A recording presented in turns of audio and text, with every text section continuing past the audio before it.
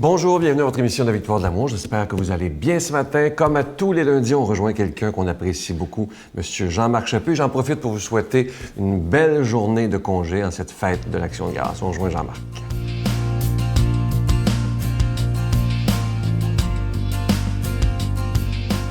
Salut! Hey, en 1980, le 24 mars 1980, il y a un monseigneur au San Salvador qui disait sa messe, puis il a été assassiné durant sa messe. Il s'appelle Oscar Romero. Et le pape vient de le béatifier au mois de mai. Mais ce qui est extraordinaire de ce pape-là, c'est qu'il disait, pour être vraiment pasteur, il faut absolument commencer par les pauvres. Puis je me disais, c'est pas seulement d'être pasteur, religieux, prêtre, monseigneur. Pour être vraiment un humain à part entière, en 2015, il faut commencer par les pauvres. Il faut commencer par ceux qui n'arrachent un peu. Et je me disais, est-ce qu'on fait ça tous les jours, de penser aux gens qui ont de la difficulté, aux gens qui ont des problèmes? Ta famille d'abord. Un enfant qui n'arrache. T'es tanné, il te demande toujours de l'argent. Y aurait-tu moyen de l'aider? On ne peut pas te l'aider avec de l'argent, c'est tellement facile. Je le sais. Mais d'aider avec des paroles. Peut-être de l'aider en disant pas un mot, juste à l'écouter. C'est tough. Au lieu de se choquer, l'écouter. C'est dans la famille. C'est ton sang, c'est ton fils. Ta femme, pareil. Mais tu peux le faire sur la rue aussi, la même chose. T'asseoir dans un parc. Un clochard arrive à côté de toi, te demande, avec sa petite tirelire, le casseau, combien? Puis pendant que tu lui mets le dollar, tu demandes, comment ça va? Va-tu bien? Pas trop chaud? Pas trop froid? C'est ça, aimer. Et c'est ça que Romero disait, il faut être pauvre. Et c'est ça que François explique aussi, le pape François. Exactement la même chose. T'as pas besoin d'avoir le plus gros char du monde, puis d'impressionner tout le monde. Impressionne plutôt le pauvre. Quelqu'un qui est marabout disait, je te comprends. Des fois, il y a des journées plus difficiles que d'autres. Et c'est ça qu'on oublie. Des milliers de petits gestes qui s'additionnent les uns après les autres. C'est ça, vivre vraiment la religion. Puis je dis religion, mais je voudrais dire ta spiritualité. Dieu en toi, ce qu'il te dit, c'est pense à l'autre. Regarde l'autre autour. Ouvre tes yeux, il y a tellement de misère. C'est ça la prière. C'est pas seulement le dimanche à messe. C'est le quai de à la porte. Lui aussi est Dieu. Notre Père qui es aux cieux, que ton nom soit sanctifié, que ton règne vienne, que ta volonté soit faite sur la terre comme au ciel. Donne-nous aujourd'hui notre pain de ce jour. Pardonne-nous nos offenses comme nous pardonnons à ceux qui nous ont offensés. Ne nous laisse pas entrer en tentation, mais délivre-nous du mal, car c'est à toi qu'appartient le règne, la puissance et la gloire pour les siècles des siècles. Amen. Bonjour tout le monde, j'espère que vous allez bien. Simplement pour vous rappeler qu'à la mi-novembre, je serai parmi vous, le Braillon sera parmi vous, pour une retraite basée sur la spiritualité, basée sur la santé, basée sur l'amour. Et je vais vous expliquer, c'est sûr, je vais vous parler de santé, c'est mon domaine, mais surtout de l'importance de la prière sur le cerveau et sur le physique et sur la vie en général. C'est un rendez-vous que je vous donne, j'espère que vous serez des nôtres parce que c'est une retraite extraordinaire. La Victoire de l'amour vous invite à une retraite spirituelle à Edmundston, Nouveau-Brunswick, les 13, 14 et 15 novembre 2015 sous le thème « Dieu est miséricorde, il espère et pardonne ». Venez vivre des moments de ressourcement inoubliables en compagnie de l'abbé Robert Lemire, sœur Angèle, le docteur Gilles Lapointe, Sylvain Charon et Miguel Padilla à l'hôtel Four Points by Sheraton à Edmundston. Réservez rapidement à notre bureau au 514-523-4433 ou sans frais au 1-888-811-92-91. Venez vivre une fin de semaine exceptionnelle, remplie d'amour, de paix et de joie.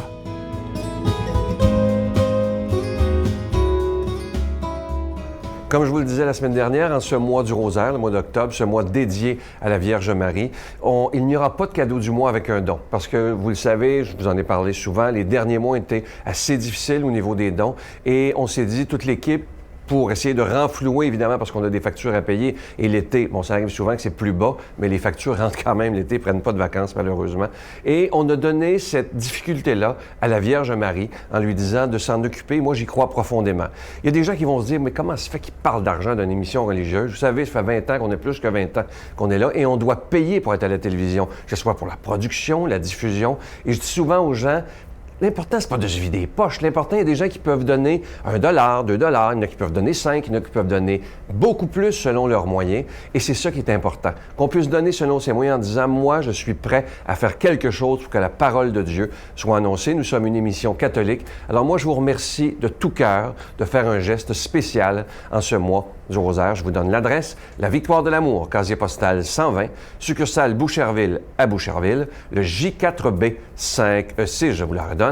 La Victoire de l'Amour, casier postal 120, succursale Boucherville à Boucherville, le J4B 5E6. Également par téléphone, par carte de crédit du lundi au vendredi de 8h30 à 16h30 dans le 514-523-4433, 523-4433 ou sans frais, le 1-888-811-9291, 1-888-811-9291 et sur notre site Internet, le www.lavictoiredelamour.org.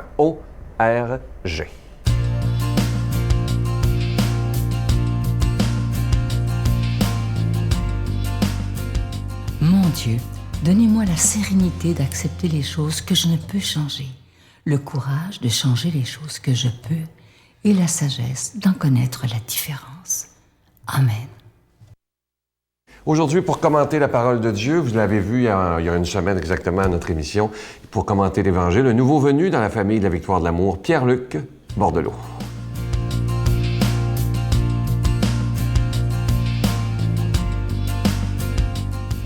Évangile selon saint Luc, chapitre 17, versets 11 à 19. Jésus, marchant vers Jérusalem, traversait la Samarie et la Galilée. Comme il entrait dans un village, 10 lépreux vinrent à sa rencontre. Ils s'arrêtèrent à distance et lui crièrent « Jésus, Maître, prends pitié de nous. » En les voyant, Jésus leur dit « Allez vous montrer au prêtre. » En cours de route, ils furent purifiés. L'un d'eux, voyant qu'il était guéri, revint sur ses pas, en glorifiant Dieu à pleine voix. Il se jeta la face contre terre aux pieds de Jésus en lui rendant grâce. Or, c'était un Samaritain. Alors Jésus demanda, « Est-ce que tous les 10 n'ont pas été purifiés? Et les 9 autres, où sont-ils? On ne les a pas vus revenir pour rendre gloire à Dieu. Il n'y a que cet étranger. » Jésus lui dit, « Relève-toi et va, ta foi t'a sauvé. » Un texte hyper inspirant, une journée inspirante, un congé inspirant aussi. Je suis très heureux d'être avec vous pour partager ce texte, puisque c'est mon tout premier texte à partager de l'Évangile, ma première homélie à faire dans ma vie de catholique, dans ma vie d'engagé.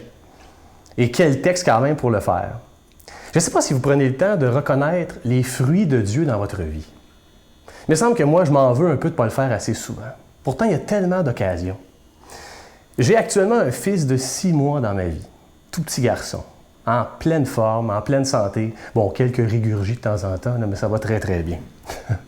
Un petit garçon qui me rappelle à chaque moment, dans son regard, et je me retiens pour ne pas pleurer, même des fois avec lui, de rendre grâce. D'autant plus que moi, mes parents sont décédés. Je ne sais pas s'il y a des orphelins qui m'écoutent, mais quand j'ai eu mon fils la première fois, ça a été incroyable comment j'ai rendu grâce à Dieu. Puis je vous raconte une anecdote qui m'a tellement touché.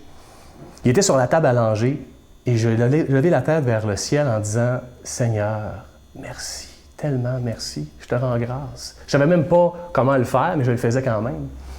Puis en même temps, j'ai regardé encore la tête vers le ciel puis je dis « Papa, maman, j'espère que vous voyez ça. » J'ai dit ça. Je me suis penché vers mon fils. Et à ce moment-là, qui n'avait jamais encore fait aucun sourire, il y avait quelque chose comme un mois là, à peine, il m'a fait un sourire incroyable. Là. Comme s'il avait entendu ce que j'avais dit, comme si Dieu, par lui, répondait à mon action de grâce. Moi, je l'ai pris comme ça. Il y a bien des médecins qui vont dire « c'est un réflexe, le sourire à l'âge d'1 mois », là. Mais je vous le dis, là, à ce moment-là, sur la table à langer, mon action de grâce prenait vie à travers mon fils. Et à ce moment-là, bon, je vous le dis, j'ai pleuré, ça c'est sûr, et j'ai pris le temps de dire à Dieu à quel point j'étais chanceux, mais à quel point même dans les moments de souffrance, on n'a pas idée à quel point il nous cultive, il nous emmène à nous dépasser. Je ne sais pas c'est quand la dernière fois, vous avez eu un état de grâce, un moment où vous avez rendu grâce à Dieu. Et c'est intéressant, il y a un de mes profs à l'université qui me disait « c'est important d'être en état de prière plus que de faire des tas de prières ». Et je trouvais l'appellation vraiment intéressante parce que c'est vrai que des fois, on se lance dans plusieurs prières, on se dit « à force d'y faire, je vais bien être entendu », mais on n'est pas nécessairement en état de prière. À ce moment-là, avec mon fils, j'avais formulé aucune parole de Dieu. J'avais simplement pris le temps de le remercier. Et pourtant, là, je me sentais dans un état tellement léger et incroyable. La foi, ça ne fait pas toujours ça. Ça nous creuse intérieurement. C'est un point d'interrogation continuel dans notre vie pour nous rappeler d'avancer. Il y a tout de même un moment où il faut prendre le temps de respirer, d'inspirer comme il faut et de remercier Dieu. Est-ce que vous le faites assez? Je ne sais pas. Moi, il y a 2 choses que je dis souvent à Dieu, puis c'est pas moi qui l'ai inventé. Je dis merci, action de grâce, et je dis pardon. Je prends le temps de reconnaître auprès de Dieu, de lui dire que je ne fais pas toujours les bonnes choses au bon moment. Dans ma vie de foi, mais dans ma vie de relation avec ma femme, avec mon enfant, avec mes amis, dans mon métier aussi. Je ne prends pas tout le temps de reconnaître les gens qui m'entourent, mais aussi de reconnaître que je ne fais pas toujours les bonnes choses auprès d'eux. Un moment du texte, revenons au texte un peu aussi, qui est intéressant, j'adore ça, c'est Jésus, c'est tellement lui, c'est un modèle absolument inspirant d'Action de grâce aussi. Il lui dit « Relève-toi et va, ta foi t'a sauvé ». Je trouve ça incroyable. Cet homme-là nous invite à une autonomie spirituelle, une maturité de la foi, où jamais il va dire « Non, mais j'en ai-tu sauvé du monde? Hein? C'est incroyable comment je fais progresser les gens. » Jamais il va prendre ça. Hein? Il va instiguer les choses, il va insuffler des actions auprès des gens. Il va tellement être inspirant. Mais au bout du compte, il va dire une seule chose. Ta foi t'a sauvé. C'est toi qui as permis à l'être sauvé, libéré, en état de grâce, d'être ce que tu es, en parlant à Dieu, en s'adressant à un modèle inspirant, ça c'est sûr, mais toujours dans cette autonomie spirituelle qui nous invite à avancer. En prenant le temps de rendre grâce, moi je nous invite à ce que le Christ nous accorde sa grâce divine. Ce Christ qui sait toujours nous inspirer. Celui dont on ne prend pas assez le temps de remercier. Aujourd'hui, faites l'exercice, puis pas juste aujourd'hui. Un rappel que chaque jour, c'est important quand même de regarder vers le ciel, de s'introniser dans son cœur et de le remercier. Et sur ce, je nous demande de nous bénir au nom du Père, du Fils et du Saint-Esprit. Je vous salue Marie, pleine de grâce. Le Seigneur est avec vous. Vous êtes bénie entre toutes les femmes, et Jésus, le fruit de vos entrailles, est béni. Sainte Marie, Mère de Dieu, priez pour nous pauvres pécheurs, maintenant et à l'heure de notre mort. Amen. Aujourd'hui, en cette journée de l'Action de grâce, on pourrait prendre le temps de faire silence et aujourd'hui, rien demander à Dieu, simplement être dans la gratitude et juste dire des merci. Et vous allez voir qu'on peut en dire des merci avec toutes les bénédictions que Dieu nous donne. À demain. Bye. Avec lui, il a été aussi pendant 2 jours à l'unité de soins palliatifs du CHUM. J'ai été là. J'ai dormi avec lui à la maison des soins palliatifs de la Rivière-du-Nord. Il est pratiquement mort dans mes bras. J'ai eu une chance incroyable de pouvoir vivre ça. C'est un chemin d'une très grande spiritualité. Je ne suis plus la même personne.